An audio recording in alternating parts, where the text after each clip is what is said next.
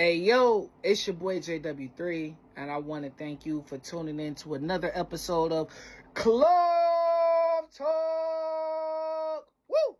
Alright, so let's get right to it. Far too many times when we come to God, we feel we not worthy of the grace and the mercy that God bestows on us. So today, I want to just show you some prophets of the past that felt that they wasn't worthy and their testimonies of what they've been through, and they came out stronger. So first, let's start off with Moses. Moses had anger issues, was a murderer, and rejected God because he couldn't speak well. He ended up turning out to be one of the greatest prophets of the Bible. But because of his past, he felt that he was limited.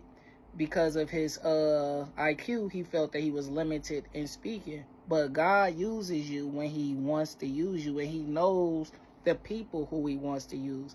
Everything is strategic. You know what I mean? You're blessed with this because God has placed this on you. Number 2, Elijah. He fell into depression, fear, and burnout. Now, he already was a minister, and he was burnt out from the organization, from the people. He fell into depression, just living life. And that shows you that even when you're anointed with that position, that you can still struggle and you can still have battles that come your way. Even when you at your closest with God and you're in the ministry with them, you still go have these battles that you face. So with that say, it's basically telling you, you know what I mean, keep the strength and keep the faith, but you still go have these battles even when you by my side. But the fight is gonna be way more easier with God on your side than you know what I mean, than having them as an enemy. So, you know, just even once you get to that level, just know that it still can be moments that come your way. David, he had committed adultery, he had a pride problem, and let's see, he had a moral problem, and he thought he wasn't gonna be corrected. So, and he ended up writing Psalms. All the Psalms comes from the man in the Bible. All the Psalms comes from the man that thought he was just, you know, too messed up, and he's an important figure in the Bible. Jonah, he ran away from God because he feared God. God corrected him and returned him to preach to the people. So a lot of these men, I haven't even named Noah, a lot of them comes from a struggle past. God is using the people for struggle to create these testimonies, to amplify these people.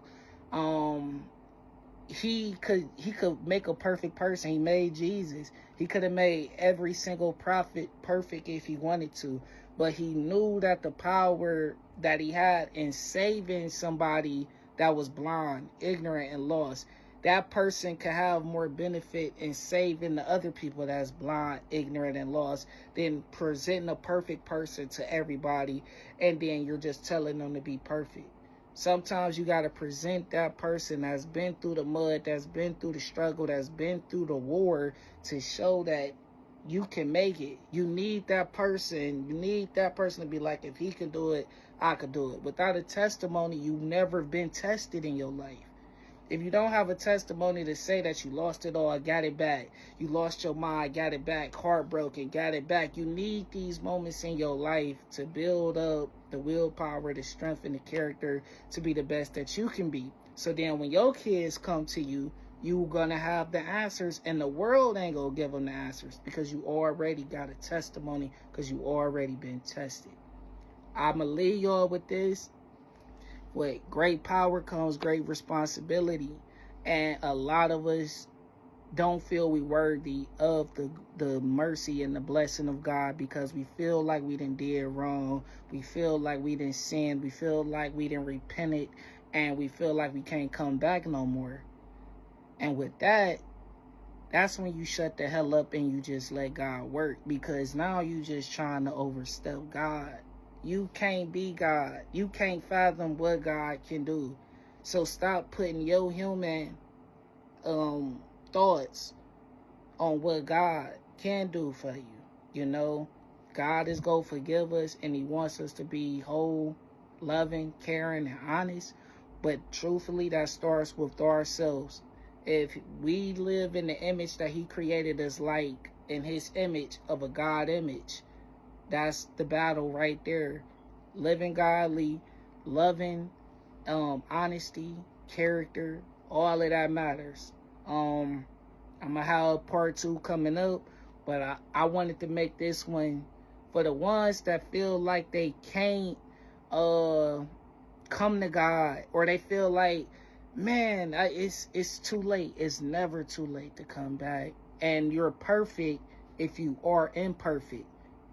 You're perfect, you are imperfect. Because now you have a story to tell that can help others. So remember that. Keep the faith and keep the word. It's your boy JW3. Close!